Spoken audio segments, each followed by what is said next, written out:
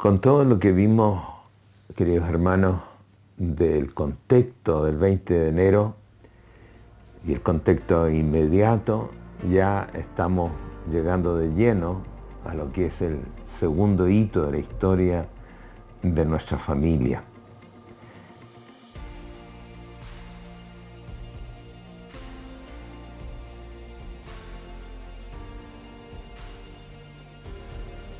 El padre está en la cárcel de Coblenza. Hemos dicho ya, nos hemos referido al intercambio que existe de cartas, y a una hermana de María que estaba en la filial de las hermanas en Coblenza. Ya atendían un hospital en una filial bastante grande de la provincia de Metternich. Se le ocurrió enviarle para Navidad, estaba ya cerca de Navidad, ¿no es cierto?, una carta al niño Jesús. La escribió y se la entregó a la hermana superiora para que ella se la enviara al padre. La hermana la leyó y la envió. Y el padre, entonces, estando en su celda, la recibe a través de este correo ilegal de guardias que había que servían de correo. Y esta es la carta, se la voy a leer porque es una carta bien importante, ¿eh? Y que vean ustedes cómo empiezan a veces las grandes cosas por algo muy mínimo. Es una carta dirigida al niño Jesús, forma muy ingenua. Describe así: querido niño Jesús, pronto descenderás a la tierra en la Nochebuena, y aún no te he escrito lo que quiero que me traigas. Cada año traes muchas cosas lindas a los niños que se portan bien. Yo renuncio con gusto a todas ellas con tal que vuelva el Padre. Este año tengo que pedirte algo muy grande. Hace ya mucho tiempo que nuestro querido Padre está lejos de nosotras y nosotras lo extrañamos. ¿Podrías enviarle un ángel al Padre para que lo visite, y cuando tú desciendas a la tierra en Nochebuena, entonces de pronto su celda se llenaría de luz? El ángel le diría: no temas, te anuncio una gran alegría. Hoy en Schoenstatt ha nacido el Salvador. Apresúrate y vete al santuario. Allí hallarás al niño en brazos de su madre. Y entonces vendrán muchos ángeles para allanarle el camino al Padre hasta el pequeño santuario. Allí contemplaría el milagro de la Nochebuena. Y el niño le diría: ahora puedes quedarte para siempre conmigo y contarle a tus hijas muchas cosas de mí, para que ellas, tomadas de mi mano, lleguen a mí. Y todos los hijos de Schoenstatt rebosarán de alegría, y en adelante siempre se hablará del milagro de la Nochebuena. Sigue la carta todavía, ustedes pueden leerla después entera. La primera vez, ¿no es cierto?, que se habla del milagro de la Nochebuena, que es una expresión que se va a usar después para el retorno del Padre de Milwaukee. Se pedía también por el milagro de la Nochebuena. Es una carta que refleja una actitud muy sencilla y sobre todo muy cálida, ¿eh? Expresa todo ese dolor que siente ella y las hermanas de que el padre esté en la cárcel, nada menos. Y lo interesante es que el padre recibe esta carta, la lee por supuesto, y determina escribirle una respuesta. Le voy a leer también la respuesta, es más corta y es también muy interesante.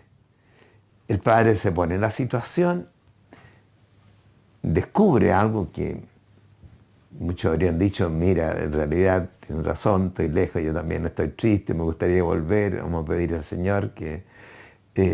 pero él usa este medio, este momento, esta realidad para decirle, escribirle lo siguiente. Mi pequeña María Engart, así se llamaba la hermana, una pequeña cambio de letra, digamos, significaba Jardín de María, Mariengard, Mariengarten. Y el padre la llama entonces mi pequeña Mariengard.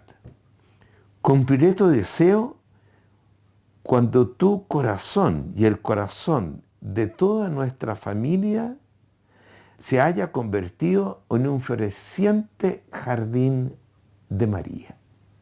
O sea, le devuelve la cosa, le dice, sí, voy a hacerlo, pero lo voy a hacer cuando la familia, en este caso de las hermanas, ¿no es cierto?, se convierta en un floreciente jardín de María.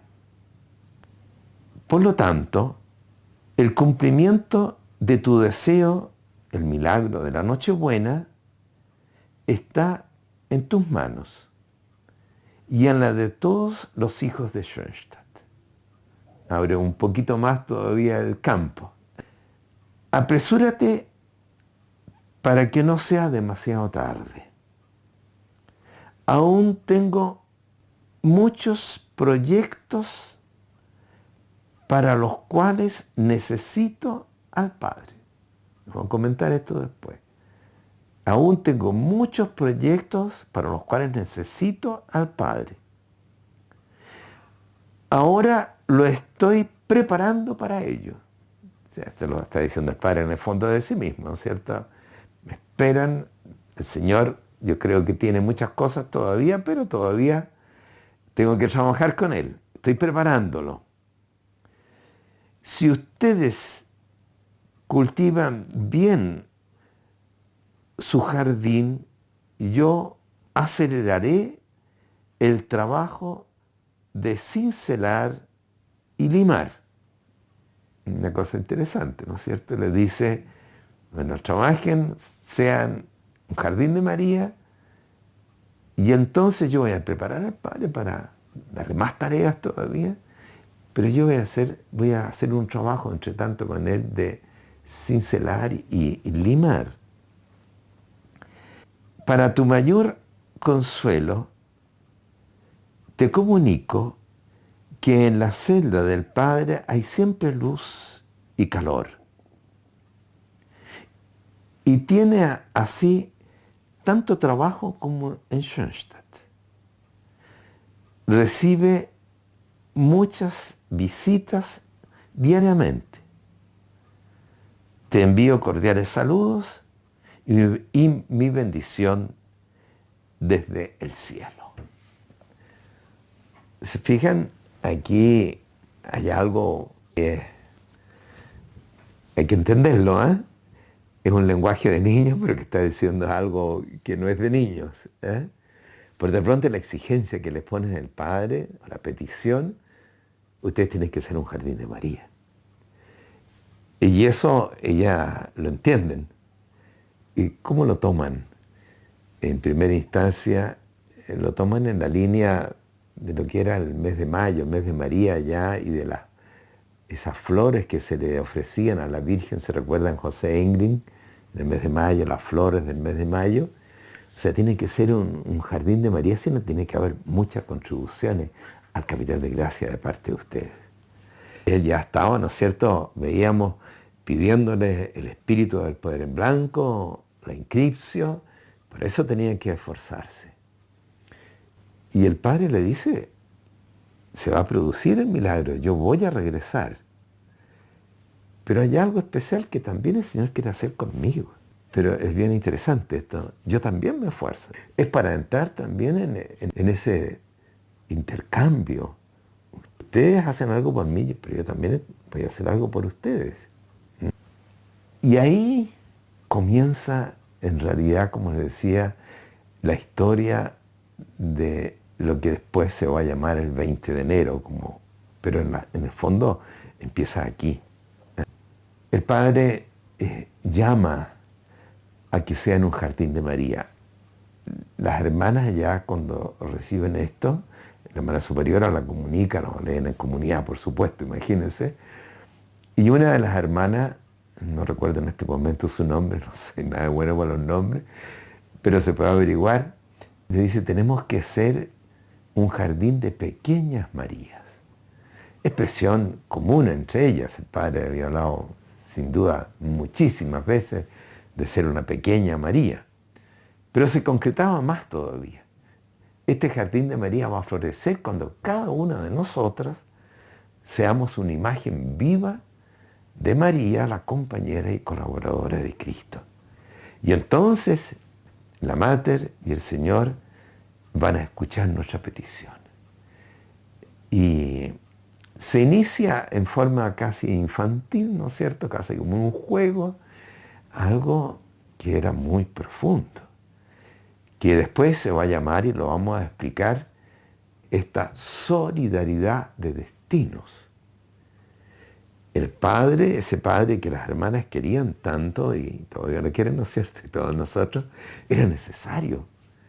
O sea, era el fundador, en la cabeza de la familia. Y nosotros estábamos sin él.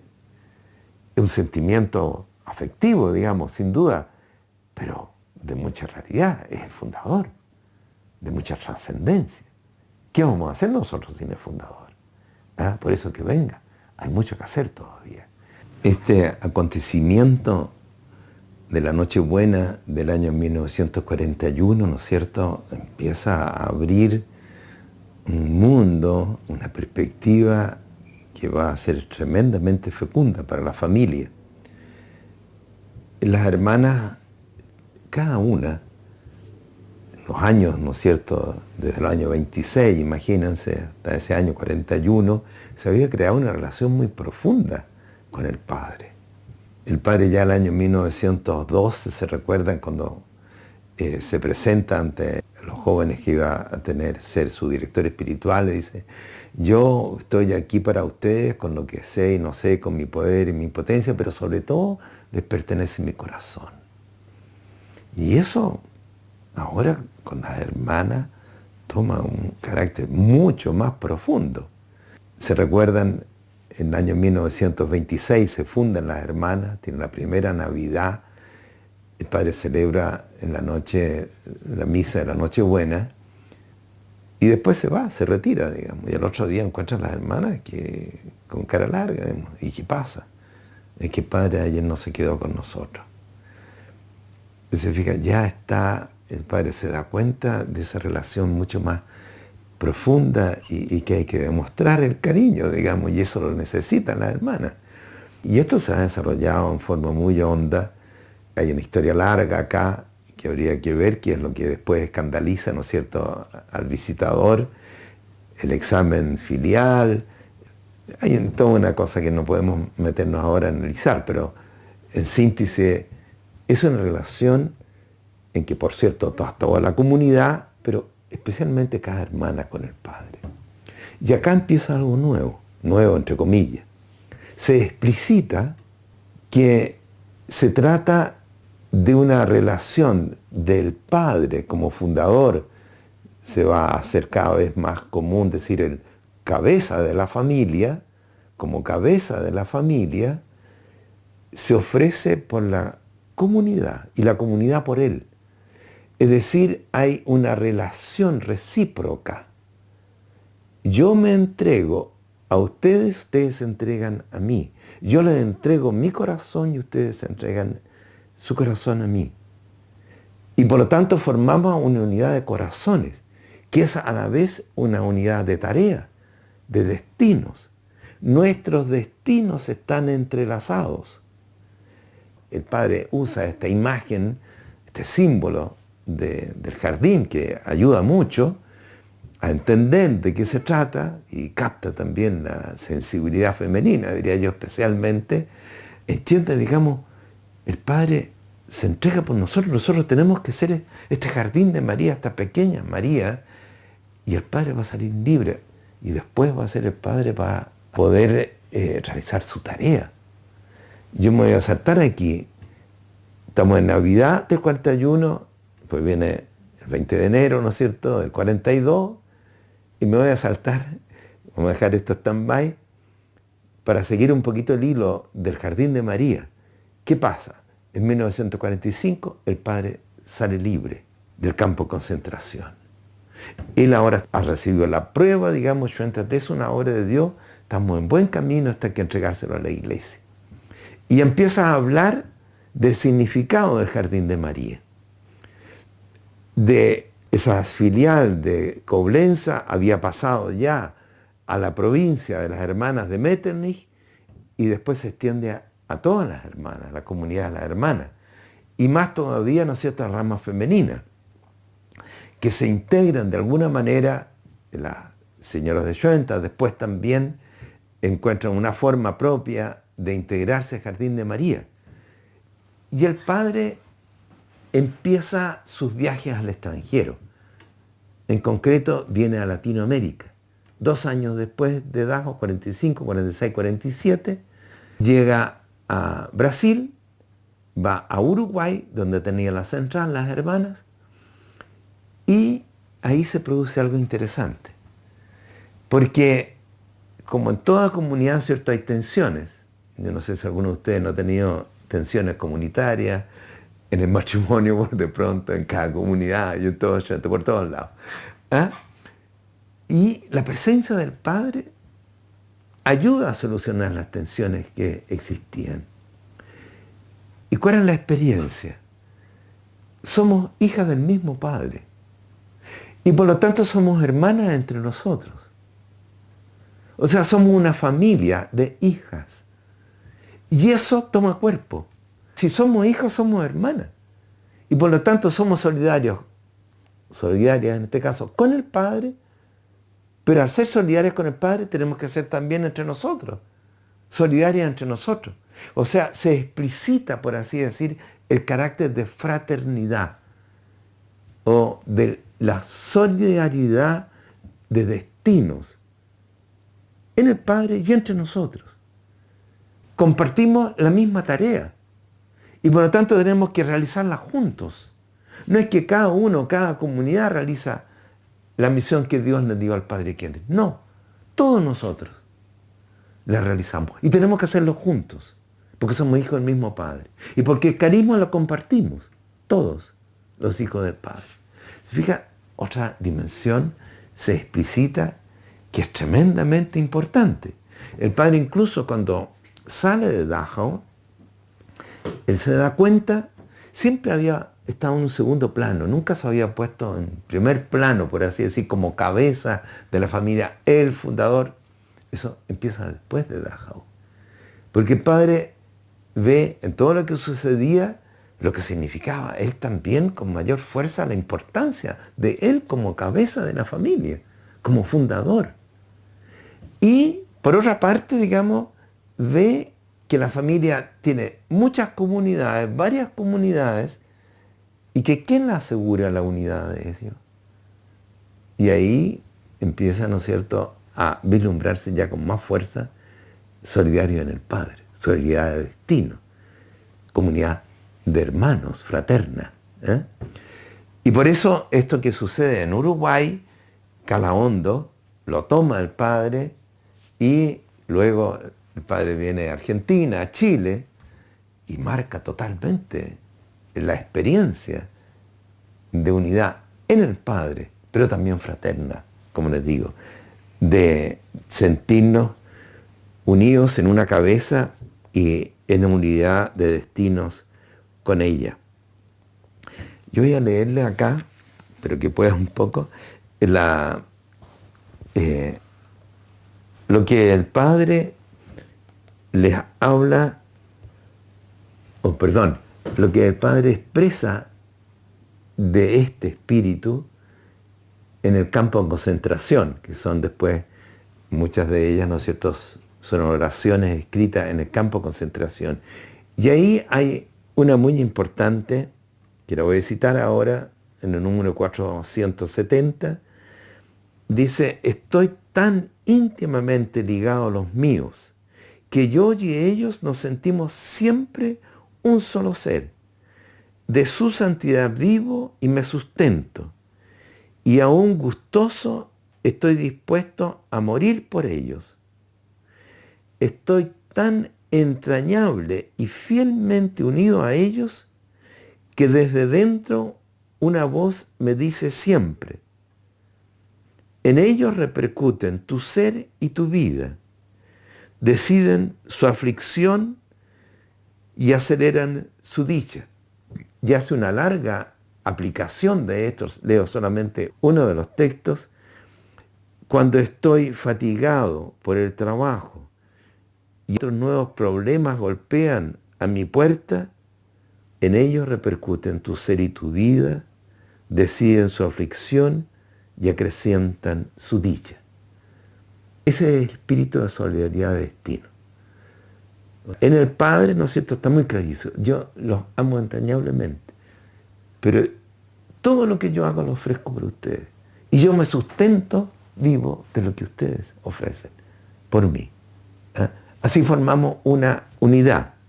Antes decía en una oración también de Gracia al Padre, donde habla de San Ignacio, se pone en el caso de San Ignacio que Dios le pida renunciar a la compañía de Jesús que había fundado, o sea, en el fondo como Abraham, matar a su hijo. Dice, y San Ignacio evidentemente dice, yo en un cuarto de hora ya lo he digerido y sí, Padre, lo que quiera.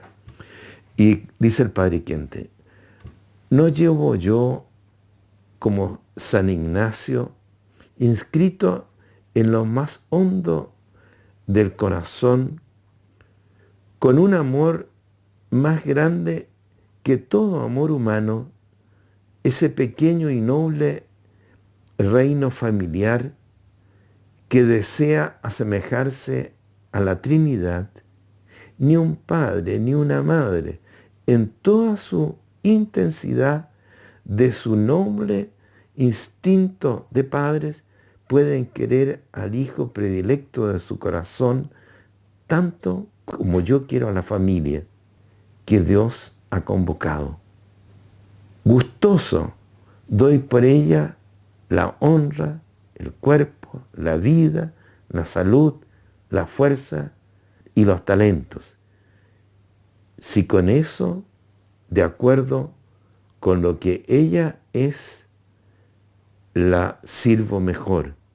Y si Dios así lo corona con su amor y su fecundidad. O sea, son todas expresiones de lo mismo.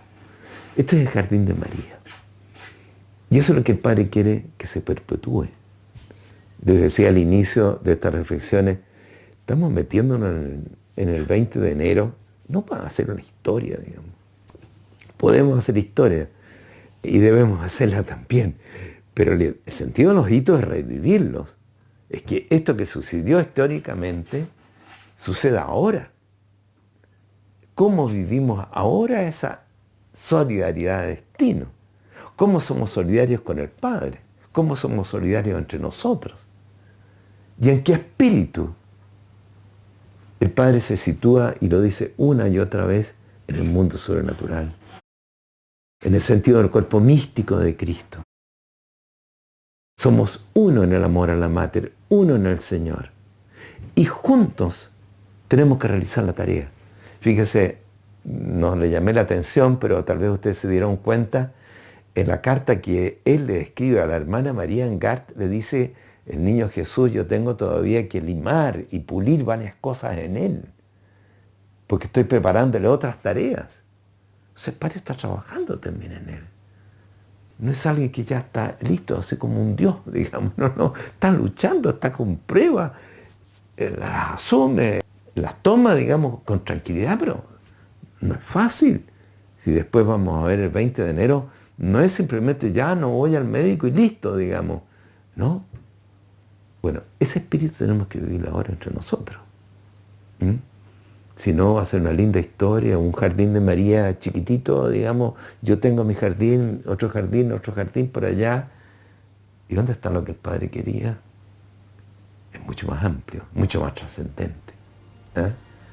Todo esto es por Schoenstatt, por la familia, por la misión de la familia.